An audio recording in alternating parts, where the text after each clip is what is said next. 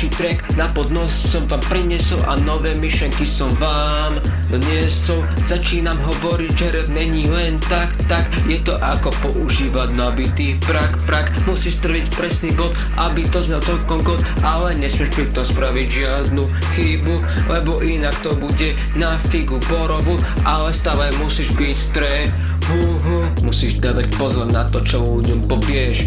Hudba není len taká, to ty predsa vieš. Nesmieš teraz sa pičovinami zabávať ani skákať, musíš sa začať poriadne sústrediť. Len sa snaž pochopiť, že toto není simple jazda.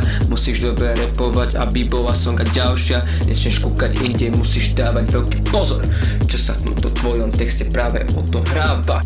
Môže si povedať, že by to mohlo byť dobre, ale vlastne nakoniec to skončí úplne zle. Musíš dávať pozor na to, čo vypraváš, lebo dneska všetci vidia, čo zdieľaš, aby si potom toho všetkého nelutoval, že si toho veľmi veľa nasľuboval. Musíš začať normálne riešiť veci, nie že si budeš texty vyťahovať z riti.